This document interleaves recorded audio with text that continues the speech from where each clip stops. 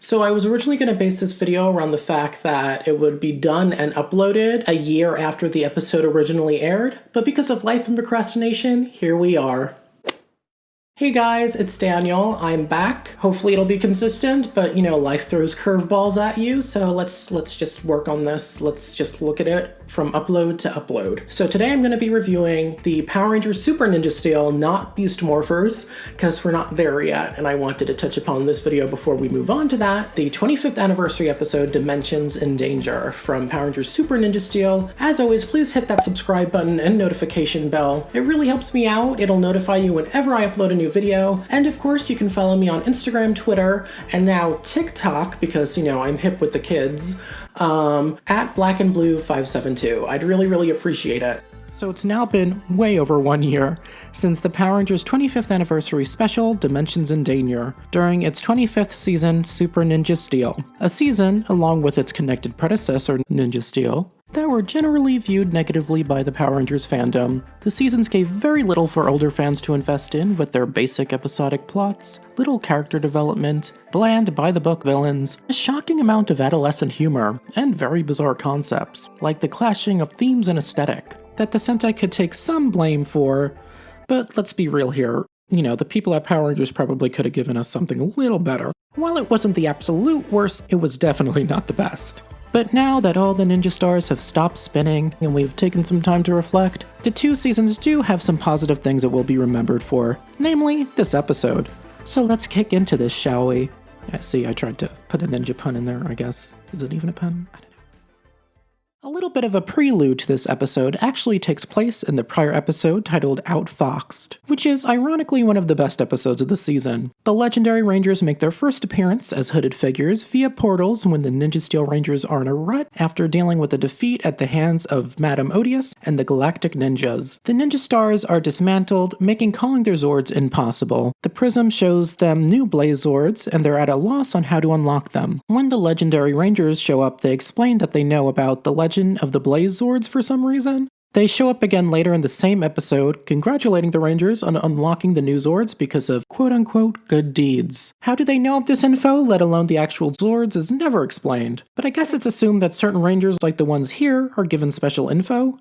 Anyway, during the ninjas' battle with Odious's Foxatron, the legendary Rangers are shown watching on the sidelines. We're retreated to a peek at Wes's Morpher, so that's a cool, not-so-subtle hint, I guess. The actual special begins with Tommy pulling up to his home in Reefside, where we hear an unfamiliar voice call to him. We then skip through the usual theme sequence to the Rangers in school, presumably during free period, where we see them about to play pool. I wish my high school had a pool table. Which is quickly interrupted by Mick, who explains that he received an emergency message saying that some visitors will be appearing in the base momentarily. Sure enough, it's those mysterious hooded figures again. Hooray for continuity! Who finally reveal their identities. Well, kind of. I guess to make the reveals more epic after their derobing, we see that they're morphed and then completely demorph. Besides revealing their identities, they also prove to viewers at home that you too can wear 8 layers of clothing for a day and look as good as we do. I actually very much like the group of Rangers they chose for these roles. There's really someone for everyone. Coda for the kiddies, Gemma for the older fans, and Wes who's, well, Wes and doesn't really need an explanation for being there. Wes shows the newbies a familiar looking, more on that later, dimension traveling device, or transportal device explaining that they need the Ninja Steel Rangers' help finding missing Rangers who have been disappearing across multiple dimensions. They then agree to travel to Reefside to find Tommy Oliver, who hasn't been answering his communicator. This little 3-minute scene is probably the most important in the series in well over a decade. It confirms and quickly sets up the idea of Ranger Dimensions, specifically using Problem Child seasons like Dino Charge and RPM as examples of its necessity. Both seasons could only exist in their own worlds, RPM serving its case from the get-go and Dino Charge earning its right during its finale. The concept of dimensions, while not even close to being new in the world of superheroes, has been discussed for years in the Power Ranger fandom, and it's about damn time that it's canon in the series. It's Exposition Time. Seriously, this needs to be this next scene's reason for existence. Which is fine, I guess, but I'm sure I'm not the only one that thought it was overkill. The Rangers arrive at Tommy's house, where they see a meeting between a funky-looking Tommy and the main villain of the special, Lord Draven, ruler of the Antiverse. Lord Draven, a totally unique name that the writers of the show definitely didn't get inspiration for by looking, or perhaps reading, another form of Ranger media. Anyway, the season's main villain, Madame Odious, teleports in to join the conversation giving the Rangers now hiding in the bushes a full rundown of their plan. It's revealed that Odious provided Draven with robot technology he already used to create an evil robot Tommy, that they can use to lure other Rangers using Tommy's status to Draven, who will then create more robotic copies to create a robotic Ranger army in order to rule all Power Ranger dimensions. Odious uses her magic to enhance Lord Draven's 3, presumably normal arrows, to mega arrows. Arrows that have the ability to destroy the barriers between the Ranger dimensions. Once the plan is completed, Draven agrees to hand over the Ninja Steel dimension, which is presumably where most Ranger teams exist, to Odious. Before she leaves, she explains that in order for the mega arrows to work properly, he has to wait to fire the second arrow until the sky turns red after he fires the first one. Once the meeting is over, the Rangers follow Draven and Evil Tommy to the Antiverse to destroy the arrows and find their friends. This scene is a perfect example of what I think seasons like Ninja Steel suffer from. Characters constantly reiterating things that were just said or over-explaining something that we just witnessed. It's an obnoxious game of ping pong that the writers may feel obligated, especially with this episode, to do to explain things to younger viewers. I personally don't find it to be necessary and monotonous. While I'm obviously not a child, I don't remember plots being spoon-fed this much. Not to mention it takes away from precious time. Once on the other side of the portal, Coda sniffs out the direction they should go in. 'Cause that's what cavemen could do, I guess. We're then shown Robo Tommy in the chamber of Lord Draven's fortress, where the captured Rangers are being held, which is also the only room Ranger production could afford to build. We see how the Ranger robots are created thanks to the sequence of pretty decent, for Power Rangers, CGI effects. Robo Tommy fidgets with the machines until one of the Rangers somehow escape. It's not very clear which Ranger violently escapes, taking Basher bots down on their way out, but it's a safe bet to assume that it's Tommy. Lord Draven arrives and blames Robo Tommy for his prisoner escaping. Regardless, Draven explains that his robot army is already large enough to take over the Ranger dimensions. He then reveals that he plans to fire the first Mega Arrow soon, and commands Robo Tommy to hide the chest of the other 2 arrows to keep them safe. I have some quick thoughts about this scene. 1. Now that the selection of Legendary Rangers are revealed, I'm satisfied with its diversity of season representation. However, I definitely would have enjoyed seeing at least one other Ranger to represent a Disney season. 2. I find the scene to be a bit confusing considering we only see good Tommy on the machine briefly in the distance in the beginning of the scene and get no visual at all of him escaping. I don't understand the purpose of doing this, while it's quite obvious Tommy was the one that escaped. When the scene is isolated, I find it to be poorly done. There's no reason to make it ambiguous, especially since the Ranger's identity is revealed in the very next scene. This would have been a perfect instance to actually have a character reiterate and reinforce. And 3. Why is it necessary to clone Rangers in their civilian forms? Wouldn't you just want to clone the Rangers' powers and skills? Unless Draven would use their image to trick other Ranger teams like he did with Tommy? But honestly, I don't think the producers thought that far into it, so I'll stop. Speaking of which, we now see the Legendary and Ninja Steel Rangers running onto a bridge where Lord Draven's fortress, which looks like some stereotypical ancient Japanese building because ninjas, is visible in the distance. They are quickly ambushed by Basher bots with cannons, with no way to escape except for jumping off the sides of the bridge or maybe fighting them. A transparent figure charges towards the grunts at Wind Ranger-like speed, quickly taking them all down. It's revealed to be Tommy, our Lord and Savior, donning his Dino Thunder Black costume, which he quickly demorphs of. He reveals he used his power of invisibility to escape the fortress, and that Draven is using the captured Legendary Rangers to create a robot army of clones. But what I'm really curious about is how the hell he managed to escape the part of the machine that presumably kept all the Legendary Rangers asleep. If he was able to use his mind to escape its control, couldn't the other Legendary Rangers do so as well? But that's not important right now. The clock is ticking and we need to go burn some Sentai footage soon. With the new information, they put together that Draven's probably attempting to invade the different Ranger dimensions with the robot army he's literally building. They witness Draven firing the first arrow, breaking the first barrier. They then do an unnecessary rundown of the very difficult firing of the arrow process. Barrier's breaking apart! The sky turns red. He's gonna fire that second arrow. And once he fires the third one, we're toast. We have to stop him. Let's split up. We get it. And then mutually decide to split up. The Ninja Steel Rangers will look for the chest, and Tommy will lead the 3 Legendary Rangers to the Fortress dungeon to try to save the captured Rangers. I'd add commentary to the scene like I did with the previous ones, but the only critiques I can come up with are the same ones I discussed previously. While an entertaining scene overall, the over-explanation habit reveals itself again, and the treatment of Tommy is still Messiah-like. So, with the risk of sounding like an annoying broken record, let's move on. We see the Ninja Steel Rangers running and morphing into battle against Basher and Kudobots defending the fortress. Lord Draven is quickly alerted to the ninjas' invasion and joins the fight outside. We're then treated to admittedly some of the best ninja footage we've seen during Ninja Steel, with ninja skills being shown off front and center with a great backdrop. The battle leads to a fortress courtyard with all the Ninja Steel Rangers surrounding Lord Draven and issuing a final strike that ends up failing to live up to its name, with Draven surviving and using the blast against the Rangers. Levi, Preston, Calvin, and Haley escape with Brody and Sarah hiding behind, while Draven tries looking for them. When the coast is clear, Sarah and Brody sneak into the fortress with the other Ninja Rangers looking for another way in. We're then given a view of Draven's Robo Ranger army marching, presumably getting ready to invade a dimension. Inside Draven's fortress, the Legendary Rangers fight through Basher bots. Into the dungeon the captured Legendary Rangers are being kept, which ends with them blasting the captured Legendary Rangers free, which is quickly followed by awkward freedom face and some cringe dialogue. They're Lord Draven's robots. Draven? I was hoping I'd never hear that name again. It looks like he's giving Gio was supposed to meet Tommy? I know they met before during Legendary Battle, but the small interaction led to a friendship? How often does this happen? It makes you think of all the interseasonal relationships other Rangers might have. Anyway, no more questions, we have an episode highlight coming up. As the Legendary Rangers run out of the dungeon, Tommy is kicked to the ground by Robo Tommy, a common way of greeting others in most robot, clone cultures. We're then introduced to the Master Morpher, a morpher that has the ability to turn a civilian into any of the Rangers they were in the past. The sad part of the definition I just gave you is that it's solely based on its appearance in this episode. We don't know if any other Ranger has it, considering there are others who had more than one Ranger power. We see Kat, for example, as Turbo Pink in this episode, and later in the episode, spoiler alert, she doesn't use a Master Morpher, so I guess it's safe to assume that it's a Tommy exclusive. I know the Soul of the Dragon comic dives into the Master Morpher a bit more, but I didn't read it yet, and from what I've heard, the new info is somewhat minimal. Now, as everyone watching this probably knows already, there is an extended version of the scene, which, just as a heads up, I'm including in this review. Robo Tommy morphs into a gothic-looking Dino Thunder Black costume, no morphing call required, which followed by, in the extended version of the scene, Tommy morphing into the Dino Thunder Black Ranger. You ain't nothing but a cheap copy. This copy's gonna kick your butt.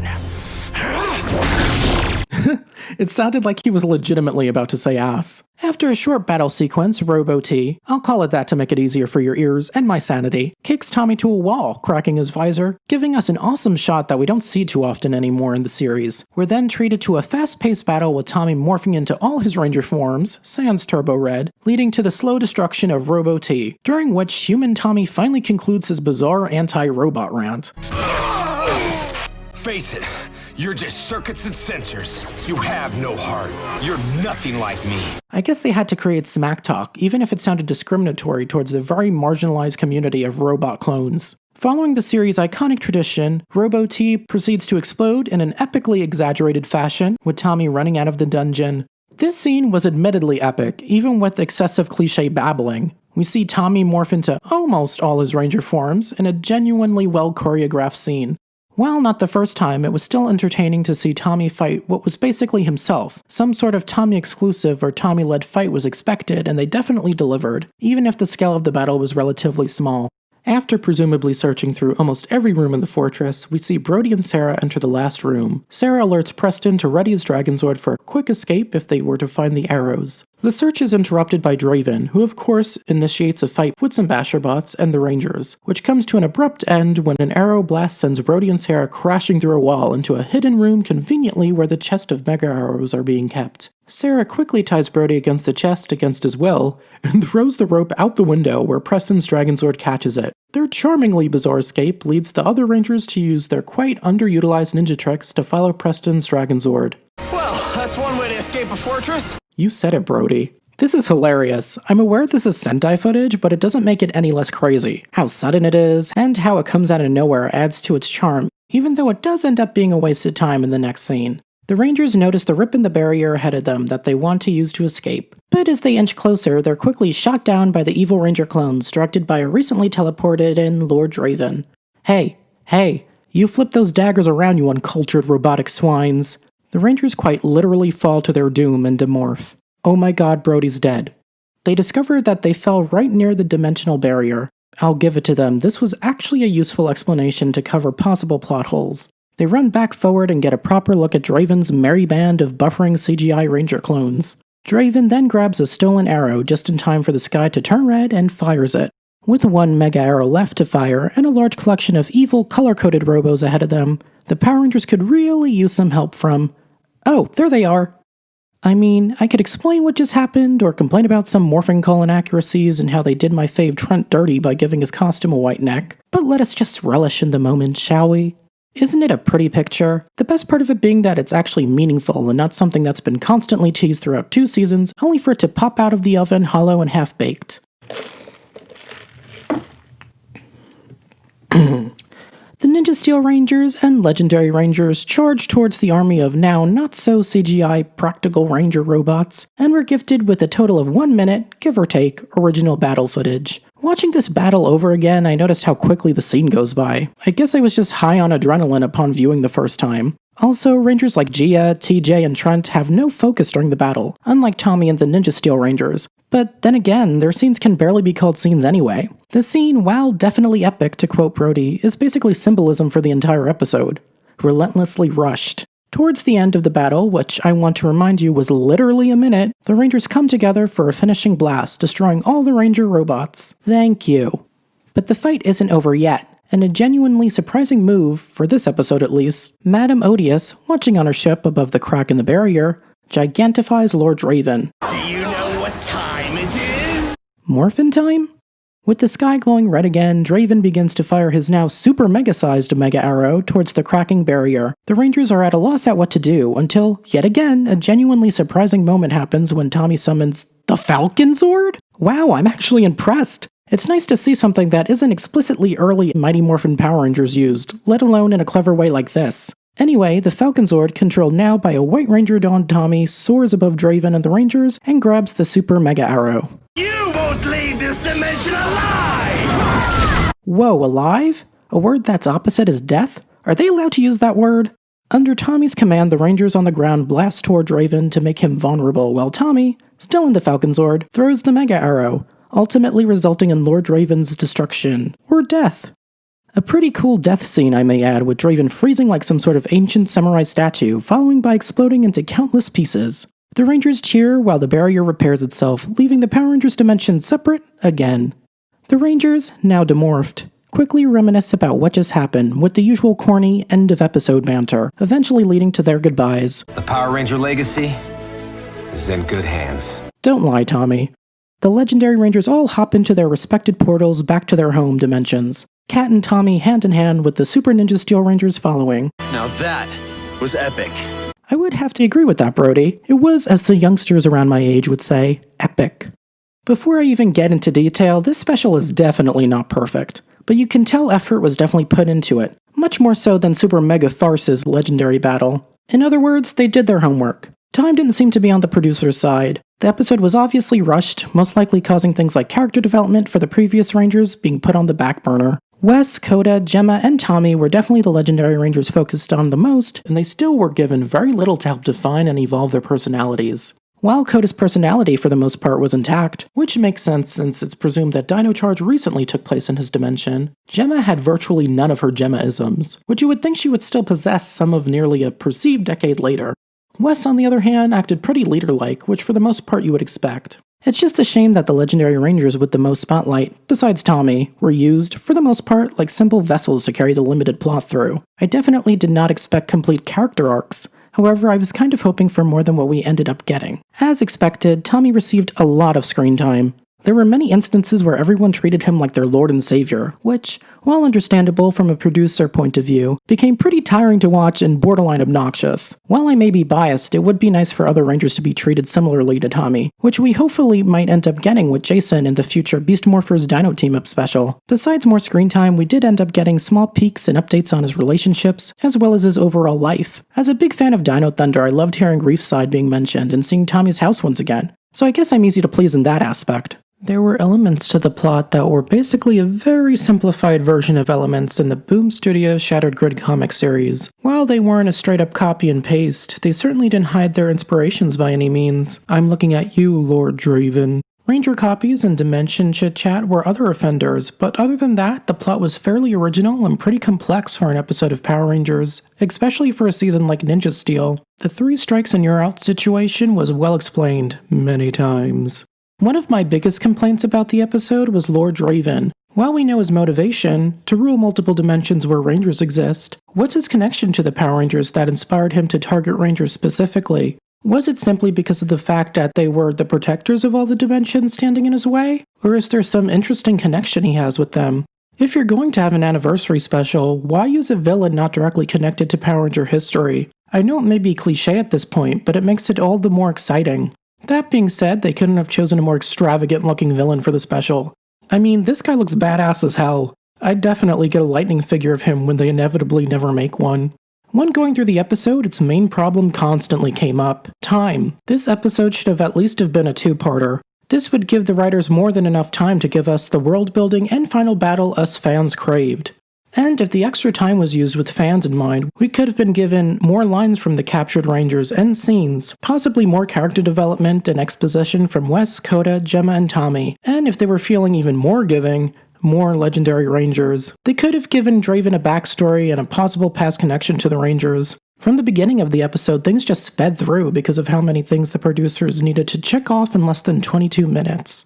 Overall, as a fan, Dimensions in Danger was indeed satisfying. While it's not without its many flaws, I honestly believe most of the people involved tried their best to give the fans something we can enjoy and get excited over. While characters took a back seat and the final battle was too short, the overall plot had interesting concepts that haven't been explored too often in Power Rangers, and tied up its world, even if it was done in admittedly the most simplistic way possible. The fact that it was done by the producers and writers of Ninja Steel was noticeable, with negative tropes seen throughout the seasons naturally being used here, but luckily, they didn't overdo it. Dimensions in Danger is probably going to go down as Ninja Steel's best episode, and while that might not be saying much, looking at its competition, the title's definitely deserved. With that in mind, I give episode 10 of Power Rangers Super Ninja Steel Dimensions in Danger a 5 out of 5. Strictly when compared to other Ninja Steel episodes. When compared to the entire Power Rangers franchise, this is a solid 3 out of 5. Thank you guys so much for watching. I know it's been a really long time since I last uploaded, especially a Power Ranger themed episode. As always, you could follow me on social media at blackandblue572 on Twitter, Instagram, Facebook, and now TikTok.